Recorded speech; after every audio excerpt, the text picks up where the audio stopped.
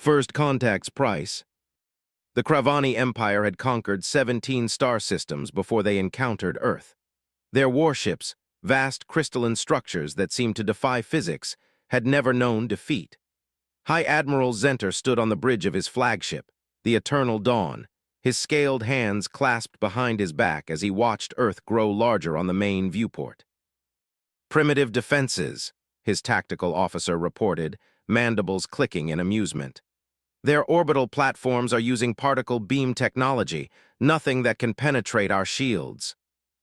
Zenter's inner eyelids narrowed. Something felt wrong. The humans had already demonstrated unusual capabilities in their brief skirmishes at the edge of the solar system. Their ships were smaller, seemingly less advanced, but they moved with an efficiency that bordered on precognition. "Begin the standard conquest protocol," Zenter ordered, pushing aside his unease. "Target their major population centers." The Eternal Dawn's weapon systems hummed to life, its crystal lattice structure channeling enough energy to level a continent. But before the first shot could be fired, Commander Elena Drake of Earth's Defense Force made her move. "Now," she transmitted from her command center deep within Lunar Base Alpha. The word triggered Operation Pandora, humanity's answer to alien invasion.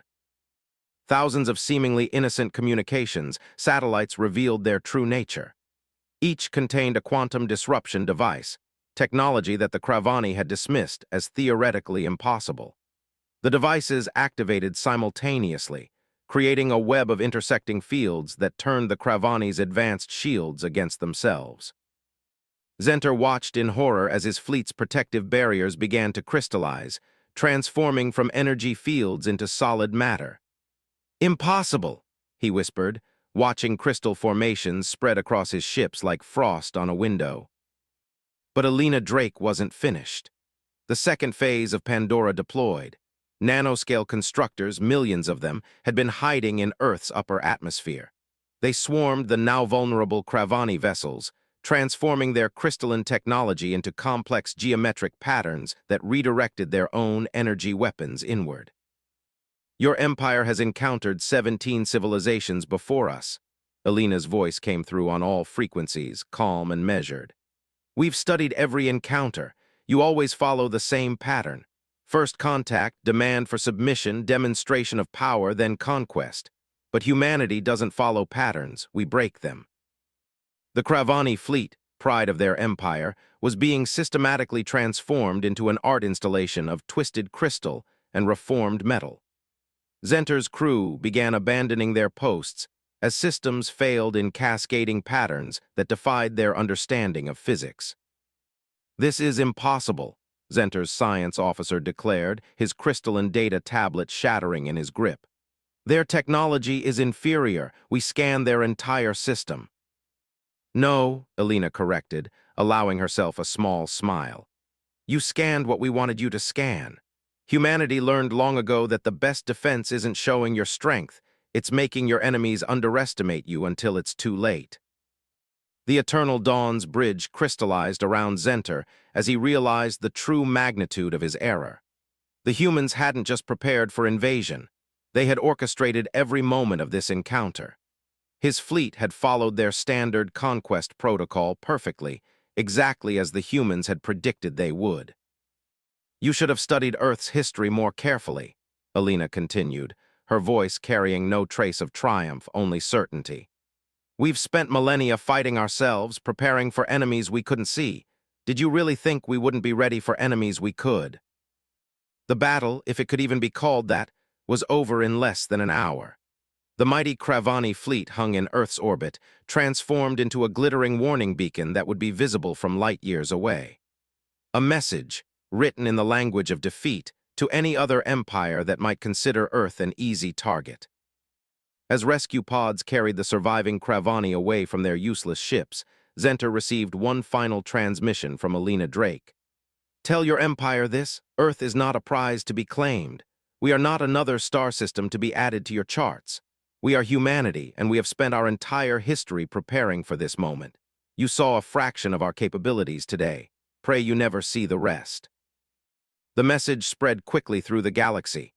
The Kravani Empire, unconquered for 3 centuries, had been defeated in a single battle. But more importantly, they had been defeated by a species that had turned their own conquest protocol against them, using technology that seemed to defy their understanding of physical laws. Humanity had announced its presence to the galaxy not with a whisper, but with an object lesson in the dangers of underestimating a species that had evolved through constant conflict and adaptation. The crystal ships in Earth's orbit stood as a monument to this truth, their transformed structures broadcasting a clear message to the cosmos. Earth was protected, not by walls or weapons, but by humanity's infinite capacity for innovation and strategic thinking. In the aftermath, as the Kravani Empire struggled to comprehend their defeat, Alina Drake began preparing humanity's next move, because she knew that this was only the beginning. Other empires would come, thinking they could succeed where the Kravani had failed. They would all learn the same lesson. Humanity didn't just fight wars, they rewrote the rules of warfare itself. The Silent Offensive. Captain Marcus Thorne's vessel, the Phantom Echo, drifted through the void between Kravani outposts, its quantum camouflage system making it indistinguishable from the background radiation of space. The ship's design defied conventional military doctrine. It carried no weapons, no armor, and minimal shielding. Instead, it was packed with the most advanced infiltration and subversion technology humanity had ever developed. "Status report on Outpost Zenith 7, Marcus commanded, his dark eyes fixed on the holographic display showing the massive crystalline structure floating before them. The Kravani had rebuilt their defensive network after their devastating defeat at Earth, but they had failed to understand the true lesson of that encounter. Lieutenant Ray Tanaka, his infiltration specialist, brought up the detailed scans. "Their new defense grid is exactly as we predicted, Captain. They've reinforced everything with quantum-locked crystal matrices. They think it makes them impenetrable." Marcus allowed himself a slight smile. "They're still thinking in terms of walls and barriers. Begin Phase 1. The Phantom Echo released its payload, microscopic quantum processors, each one programmed with a fragment of human consciousness. These weren't simple AI or computer viruses. They were pieces of human ingenuity given form and purpose. As they drifted toward the outpost's crystalline surface, they began their work. The Kravani had built their empire on the belief that their crystal technology was perfect, unchangeable once set. They never considered that perfection itself could be a weakness. The quantum processors infiltrated the crystal matrices, not by breaking them, but by becoming part of their perfection. "Phase 1 complete," Ray reported, watching as the processors integrated themselves into the outpost systems. "They have no idea we're even here." Marcus nodded, initiating Phase 2. Begin the Dream Protocol. This was humanity's true weapon, not destruction, but transformation. The quantum processors began introducing subtle changes into the outpost's operational patterns. Not enough to trigger alarms, but enough to slowly, inexorably, alter the way the Kravani thought about their own technology. Over the next few hours, the crew of the Phantom Echo watched as their work took effect. The outpost's crystal matrices began to resonate with new frequencies, creating patterns that seemed to emerge naturally from the structure itself. The Kravani observers, trained to trust their perfect technology, saw these changes as improvements, innovations of their own making. "They're already implementing the changes across their network," Ray reported, a note of amazement in her voice. "They think they're optimizing their systems." Marcus watched the data streams with satisfaction. Humanity's greatest strength isn't our technology or our weapons. It's our ability to make others embrace change without realizing they're being changed.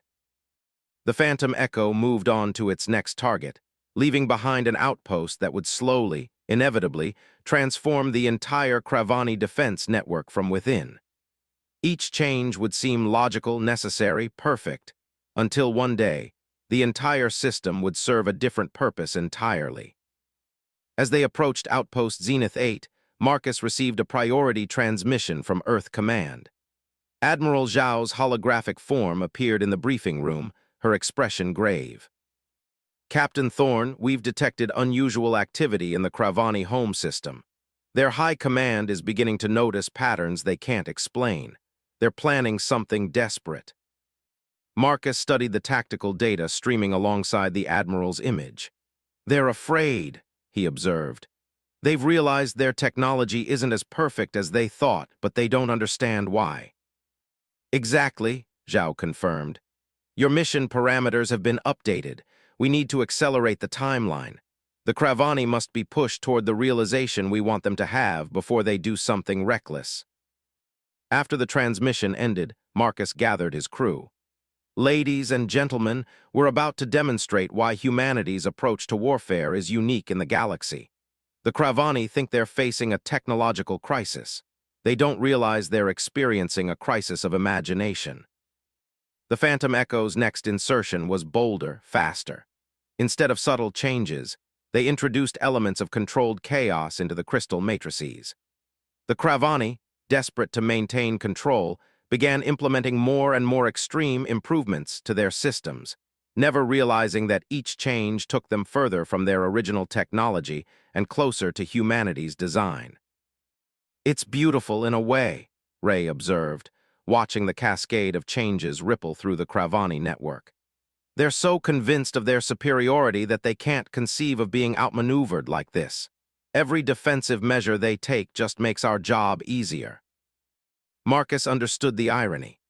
The Cravani Empire, with all its power and ancient technology, was being defeated not by superior weapons or overwhelming force, but by humanity's understanding of fear, pride, and the inevitable drive toward change. As the Phantom Echo completed its mission, the true magnitude of humanity's strategy became clear. They hadn't just infiltrated the Cravani defense network. They had fundamentally altered how the Cravani thought about defense itself. By the time the Empire realized what had happened, their entire military doctrine would be transformed, rebuilt according to principles they thought were their own, but were actually carefully crafted by human strategists. The silent offensive was more than a military campaign. It was a lesson in the true nature of power. The Cravani would learn, as others would learn after them, that humanity's greatest weapon wasn't their technology or their strength. It was their understanding of how minds and societies could be reshaped by the subtle influence of ideas. Breaking point. Dr. Natasha Volkov stood before the holographic display in the Psychological Warfare Division of Earth Command, studying the intricate web of Cravani military relationships her team had mapped out. Years of careful observation, analysis of intercepted communications, and deep cultural studies had revealed the hidden fractures in the Empire's seemingly unbreakable hierarchy.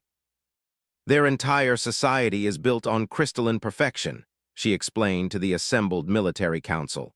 Not just their technology, their very concept of order and command, and like crystal, once you find the right point of pressure. She tapped a node on the display, sending ripples through the holographic structure. General Rivera, his weathered face illuminated by the display, leaned forward. You're saying we can shatter their entire command structure? Better, Natasha smiled. We can make them shatter it themselves. Operation Fault Line began with whispers. Using the quantum processors that Captain Thorne's team had planted throughout the Cravani network, Natasha's team began introducing subtle discrepancies into official communications. A word changed here, a timestamp altered there, nothing obvious enough to detect, but enough to plant seeds of doubt. The Cravani military prided itself on absolute precision in everything. When High Commander Vaxis received reports from two supposedly identical sensor arrays with slightly different readings, he demanded an investigation. When three more arrays showed similar discrepancies, he began to question the reliability of his own technology. The beauty of it, Natasha explained to her team, is that they'll never suspect external manipulation. Their hierarchy doesn't allow for the admission of imperfection. Each level will blame the ones below and hide the problems from those above. She was right. Within weeks, the Cravani military command was quietly tearing itself apart. Junior officers, fearful of reporting irregularities to their superiors, began falsifying reports to show the perfection that was expected. Senior commanders, unwilling to admit problems to the high command, implemented increasingly desperate measures to maintain the appearance of flawless operation. But Natasha's true masterstroke came in the form of Operation Mirror.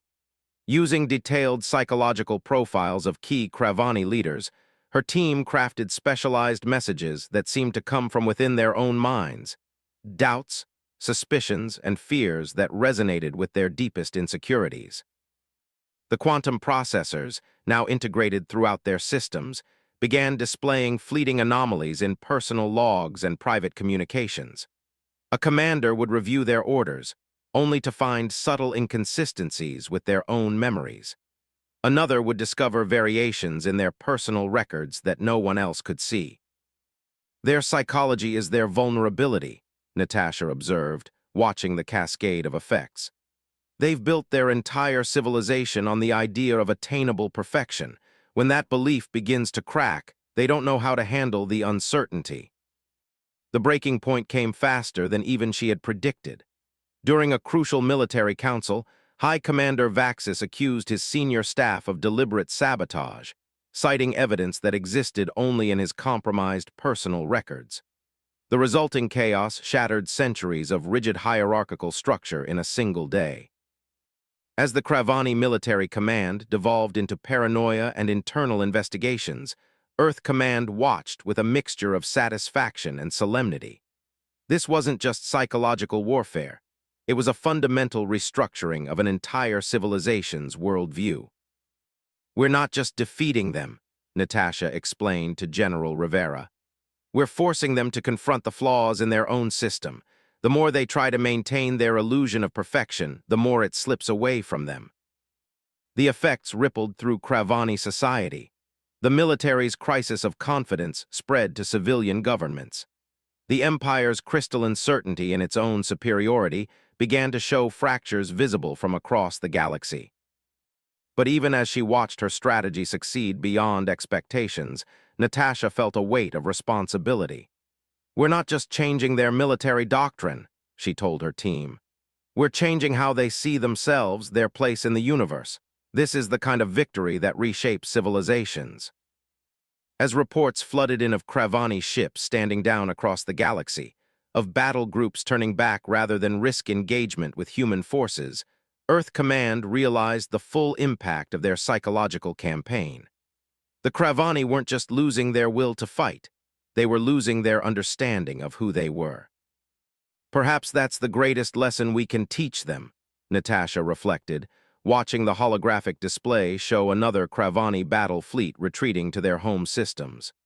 True strength isn't in perfection, it's in understanding and adapting to imperfection. The Kravani Empire, once a crystalline monument to order and hierarchy, was transforming into something new. Something that might, in time, learn to see the universe as humanity did, not as a system to be perfectly controlled, but as a chaos to be embraced and shaped. As Phase 3 of her operation began, Natasha knew that the real work was just beginning. Breaking an empire was one thing. Helping it rebuild into something better, that would be humanity's true test of wisdom and compassion. The Reckoning Protocol. Admiral Jin Wei stood at the command center of the EFS Avalon, Earth's most advanced warship, as holographic displays showed the positions of every Kravani stronghold in the Orion Arm.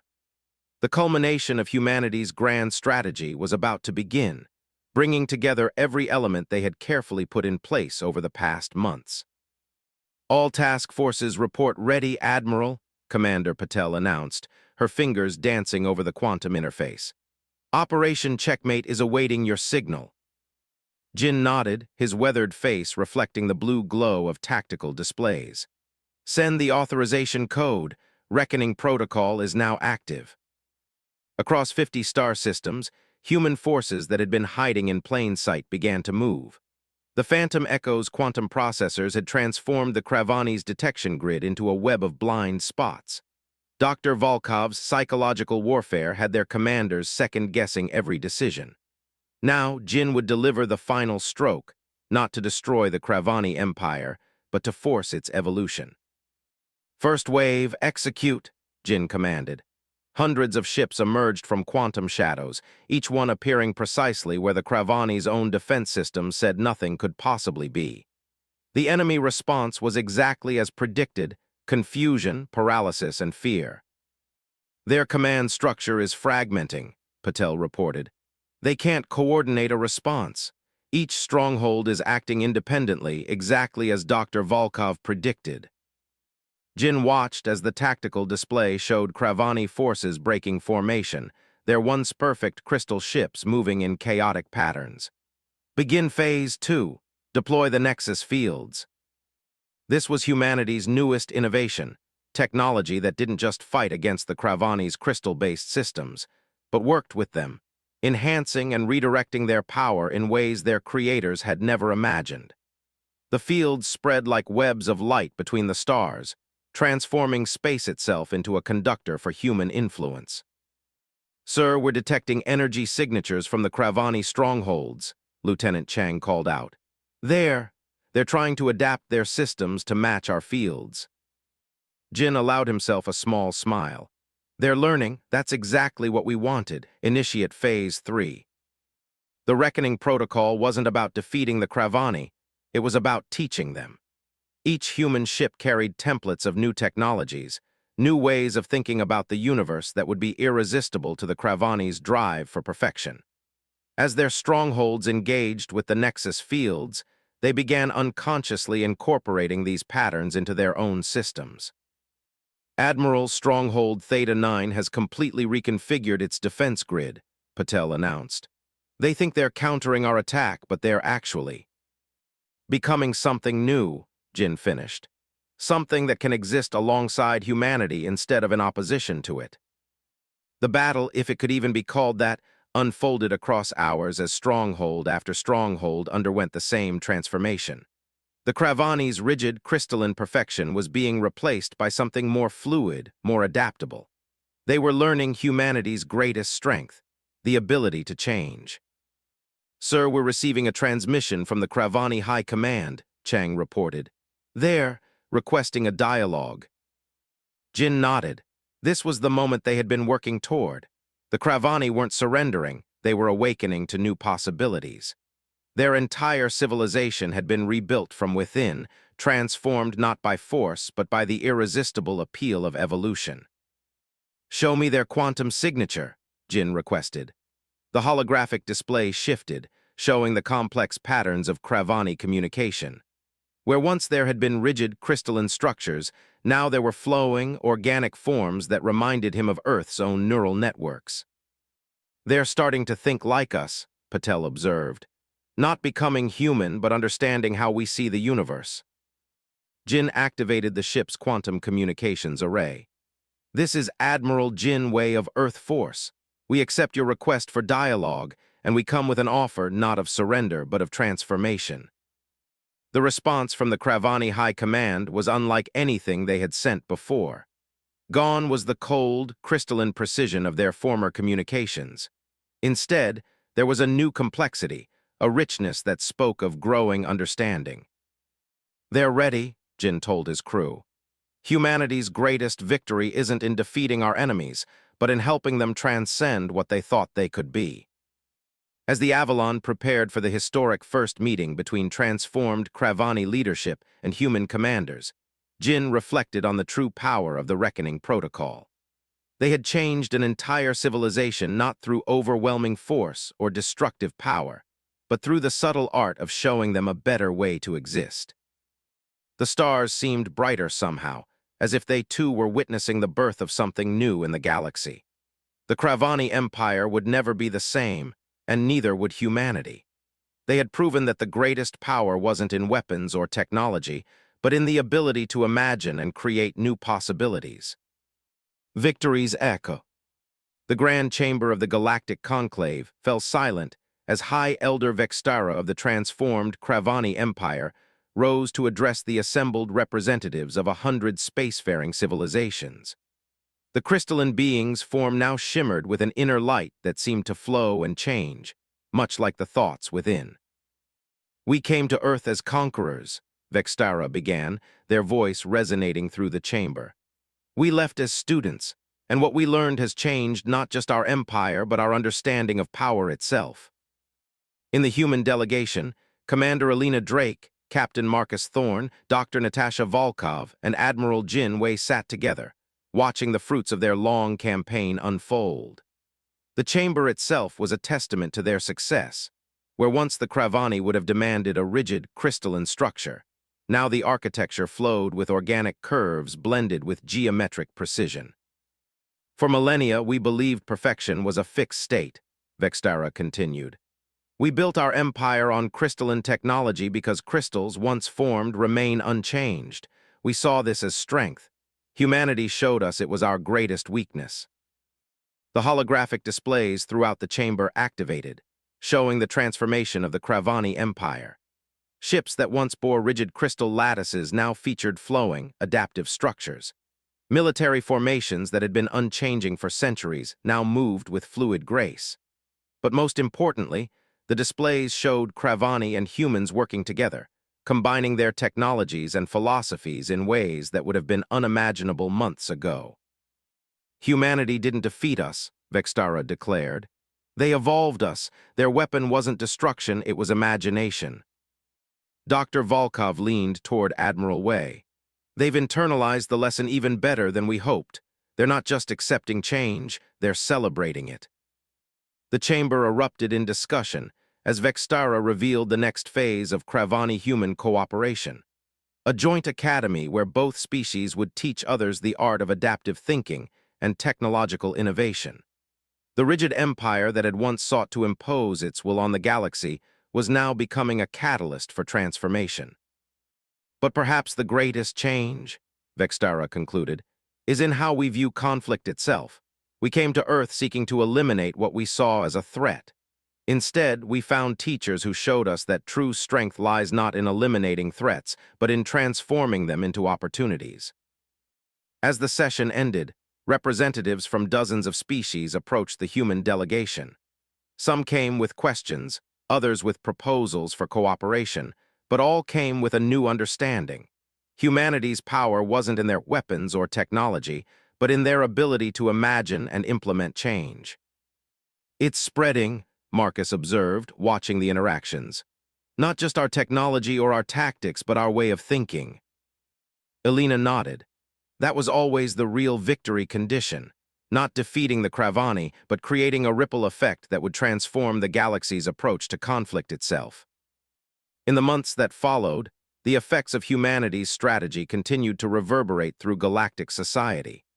The Kravani Empire, once a symbol of unchanging power, became a hub of innovation and adaptation.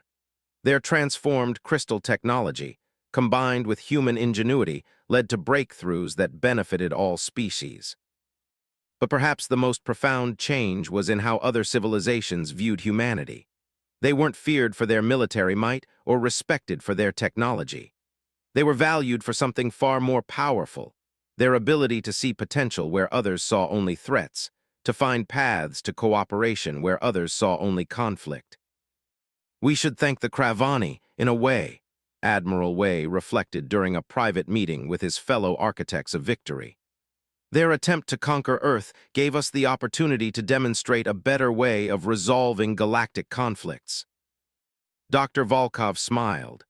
The ultimate irony, they came to eliminate what they saw as a threat, and in doing so, they eliminated their own limitations instead. As the transformed Kravani ships sailed through the stars alongside human vessels, their crews working together to explore and innovate, the galaxy watched and learned. The species that had come to Earth ready to demonstrate their power had instead demonstrated humanity's greatest truth.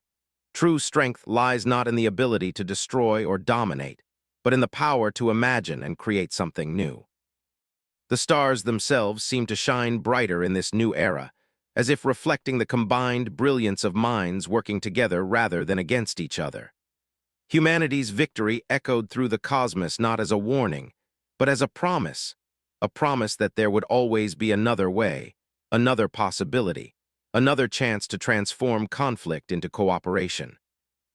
And in the depths of space, where Kravani crystal ships once prowled for conquest, new vessels now sailed, their forms neither purely crystal nor purely human design, but something greater, a testament to what could be achieved when the drive for perfection met the courage to change.